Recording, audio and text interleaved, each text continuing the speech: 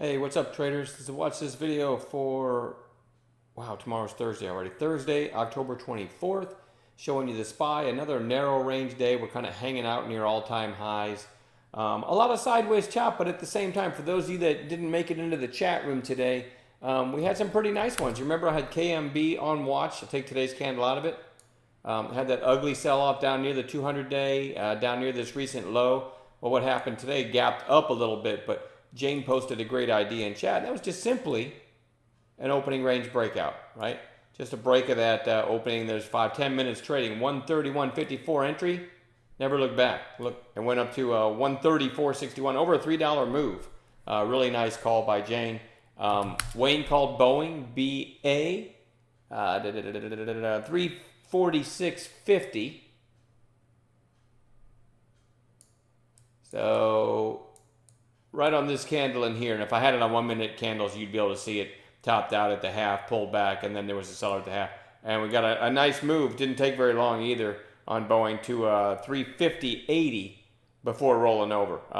Really nice one there. And I was kind of watching this Nautilus all day, and you had this high, then you had this lower high, and I called it over this lower high at 163. There was a big seller on the tape at 162. My thinking was we're getting into the afternoon. We take, and they did have a nice news story. You take out this lower high, we're probably going to push through the high of day and maybe run into the close. I said all of those things, and the 162 seller gets taken out and ends up going up over 190. Well, it goes to 196. A really nice one there. And by the way, that one's going to be on watch tomorrow.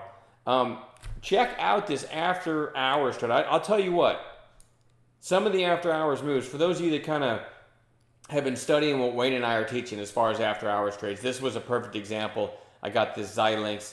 Somebody emailed me, by the way, so I wanted to explain this anyway. They said, why did you put a limit of 89.74 if it was trading down in the 86s? My short answer is the matrix that I use on TradeStation, which is called a ladder on some other platforms, doesn't scroll, the best I could tell, in after hours with the price like it does during regular hours. It might be a setting that I have. So I scrolled down as quick as I could. I knew I liked it under 90. I saw it trading all the way down under 86, but I just, what was available to click on the ladder, I wasn't being very specific. I knew it was in a sell-off. I was looking for a rebound. So I just hovered over the ladder anywhere I could and said, I'll do a limit here because I'm going to get filled where the offer is, right? Or where the ask is. I'm going to get filled there. And so, it's a big disparity.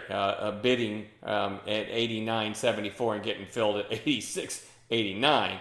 But it was trading down in the 86s. Again, I just threw my arrow over 89 because think about it. That's just me saying I don't want to spend any more than 89. But there were the ask was down in the 86s. I was just trying to get filled down there as quick as I could. Things move pretty quickly and after hours, and if you need more proof of that, think about this. I got filled at 86.89 at 4:20 and 39 seconds, right? My first sell was about a minute later and over $3 higher. Right? Think about that. That's why I love these after. You just don't get a $4 or $5 move in Xilinx. My best sell almost 92. So I mean, it was a nice little trade. It was a great way to end my day. But anyway, if you want to learn more about trading after hours, if you're in our chat room, I'm happy to talk about that during our lunchtime Q&A. Wayne and I have been talking about it a lot, period, with our course takers. So after hours trading. By the way, Tesla, I didn't get a hold of it, but Tesla is trading 306, I think is where it closed out in after hours. Massive squeeze in after hours. It did give a setup, but I didn't, I'd already had my Xilinx trade, and I didn't get involved in Tesla, but that was a massive move. I probably should have that on watch tomorrow, but it's such a big gap. I think there's a lot of shorts in the name, so probably should have Tesla on watch. But anyway, let's go into what I'm watching for tomorrow. SUNW, we'll see if it gets a follow-through day. Big breakout today. Same thing with Nautilus. I already talked about this. Very strong close. We'll see if we get a red to green or something like that tomorrow. Lyft and Uber both had that big spike yesterday and quiet inside days today. There's Lyft.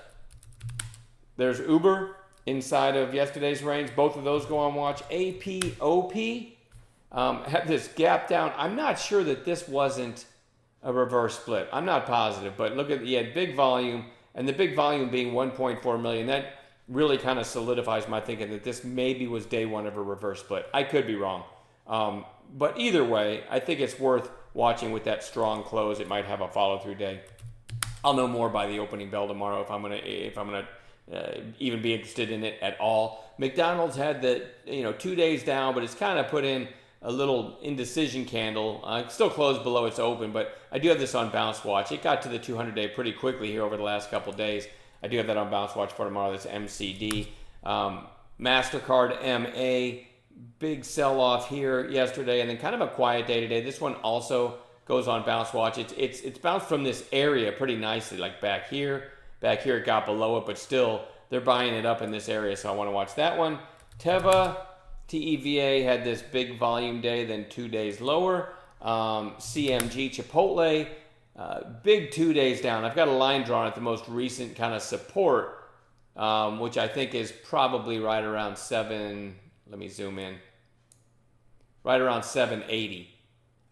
It's got decent support there, and it's gotten there in a hurry over the last 2 sessions. So I want to watch that for a bounce. PTON, recent IPO. By the way, this is what Nautilus NLS ran on, was coming out with a Peloton-style bike at a much, much lower price. But this one still hitting new all-time lows today. I think it's worth watching for a snapback bounce. And then ENDP had this nice 2-day run and is really kind of flagging. Maybe volume through 5 or whatever. We'll see. We'll watch it tomorrow. We'll add some gappers to this list as well. I'm going to quit babbling. We'll see you in chat tomorrow.